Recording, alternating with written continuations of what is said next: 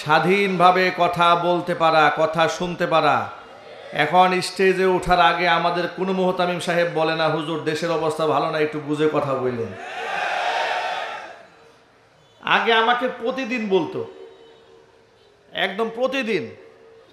এমন কোনো মাহফিল নাই যে আমি 2-1টা স্লিপ না পাইতাম মুহতামিম সাহেবদের কাছ থেকে। ওয়ালিজা তো যতবার দাওয়াত দিয়েছে একবারও স্লিপ দেয় নাই, শুধু মাঝখানে একবার আনতে পারে নাই। ঠিক কিনা বলেন? আয়োজন করেছে কাশিমপুর থানা থেকে ওসি রাফি সাহেব, নামও মনে আছে আমার। এদের নাম মুখস্থ রাখা উচিত। এদেরকে আপনারা যদি ভুলে যান, আবু জেহেলকেই ভোলা যায়, নমরুদকে ভোলা যায়, কারুনকে ভোলা যায়, ফেরাউনকে ভোলা যায়। আল্লাহ পাক ওদের নাম কোরআনে লিখে দিয়েছেন যাতে করে নব্য আবু জেহেল, নব্য ফেরাউন এবং আবু জেহেলের নাতিপুতিরা সাবধান হয়ে যায়। এরপরেও যেহেতু ওরা সাবধান হয় নাই, তাহলে আমরাও নমরুদকে যেভাবে মনে রেখেছি, কারুনকে যেভাবে মনে রেখেছি, শেখ হাসিনা এবং তাদের নাতিপুতিকে আমরা সেভাবেই মনে রাখবো। কথা বলতে হবে, ঠিক কিনা জোরে বলেন। আপনারা কি প্রস্তুত আছেন? কারা কারা প্রস্তুত? দুহাত দেখতে চাচ্ছে।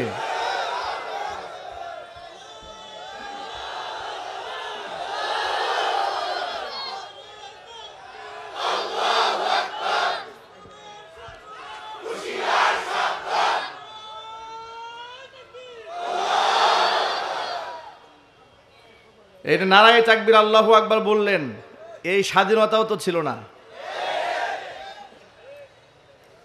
ঠিক কিনা বলেন?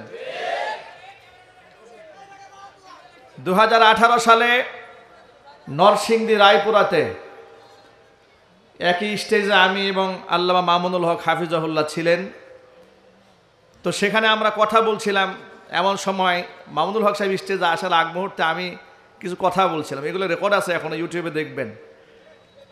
তো কিছু শ্রোতারা দাঁড়িয়ে আল্লাহু আকবার বলেছিল। আল্লাহু আকবার, আল্লাহু আকবার বলার পরে আস্তে আস্তে আপনারা মোবাইলগুলো একটু সাইড করে দিয়েন। হ্যাঁ, একটা সাইড করে দিলে মানুষের জন্য দেখতে সহজ হবে। মিডিয়াগুলো একটা সাইড ঠিক আছে, মোবাইলগুলো এবার সামনে দিলে চেহারা দেখতে পায় না। তো এত দূর থেকে কষ্ট করে আসছে, চেহারা না দেখলে তো ওয়াজ শুনে মজা লাগে না। আবার আপনারাও ধৈর্যের সাথে যারা মিডিয়া পারসন তাদেরকে সহযোগিতা করবেন। ঠিক না ভাই? হ্যাঁ, একটু সাইড করে দিন, আপনি সাইড করে দেন, ওনাদের দেখতে কষ্ট হচ্ছে। আস্তে আস্তে ভাই। তো সেখানে আল্লাহু আকবার স্লোগান দেওয়াতে, নারায়ে তাকবীর বলাতে চেয়ারম্যান সাহেব স্টেজে দাঁড়ায় গেলেন আমার সামনে। আমি স্টেজে বসে আছি, বক্তব্য দিচ্ছি, চেয়ারম্যান সাহেব দাঁড়িয়ে শ্রোতাদেরকে ধমক দিয়ে বলছেন, এই কেউ স্লোগান দেবেন না, আল্লাহু আকবার বলবেন না। এই দিনগুলো আমরা ভুলি নাই, সব মনে আছে আমাদের। কড়ায় গন্ডায় এর হিসাব নেওয়া হবে, একটাকেও ছেড়ে দেওয়া হবে না। আবু জেহেলের নাতিপুতিদেরকে একটাকেও ছাড়া হবে না ইনশাআল্লাহ। ওরা জয় বাংলা স্লোগান শোনাতে শোনাতে আমাদের বাচ্চাদেরকে মুখস্থ করায় ফেলেছে। আমার ছোট্ট বাচ্চা 4 বছর বয়স, ঘরের মধ্যে একদিন বলতেছে, জয় বাংলা জিতবে এবার নৌকা। বেটা কোত্থেকে শিখেছি যেটা? কয় বাবা, এই যে সব সময় মাইকে গুলা বাজে সামনে দিয়ে, শিশু বাচ্চা তো মুখস্থ করে ফেলেছে। তোমরা জয় বাংলা শোনাতে শোনাতে আমাদের বাচ্চাদেরকে মুখস্থ করিয়ে ফেলেছিলে, আর আমাদের আল্লাহু আকবার বলতে গেলে কলেজায় আগুন লাগতো। আরে বাবা, আল্লাহু আকবার বললে তো নরেন্দ্র মোদীর কলেজায় আগুন জ্বলার কথা, তোমার জ্বলে কেন?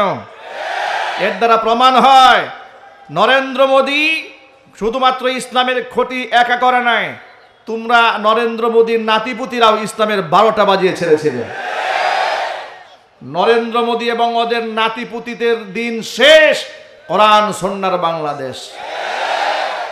আগামীর বাংলাদেশ ইসলামের বাংলাদেশ, আগামীর বাংলাদেশ কোরআন সুন্নাহর বাংলাদেশ। আগামীতে একেবারে পাকঘর থেকে শুরু করে রান্নাঘর পর্যন্ত আল্লাহর কোরআন দিয়ে পরিচালিত হবে, সংগ্রামে ঝাঁপিয়ে পড়তে হবে। প্রস্তুত করা দুহাত দেখতে চাচ্ছি।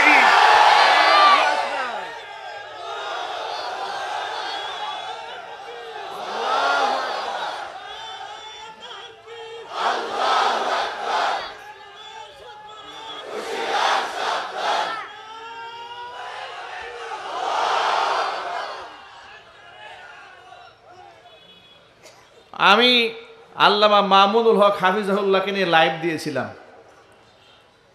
ওরা আমার নামে থানায় অভিযোগ করেছে যে এই লোক হচ্ছে, এই মাদানী হুজুর হচ্ছে মামুনুল হকের পাপের সাক্ষী।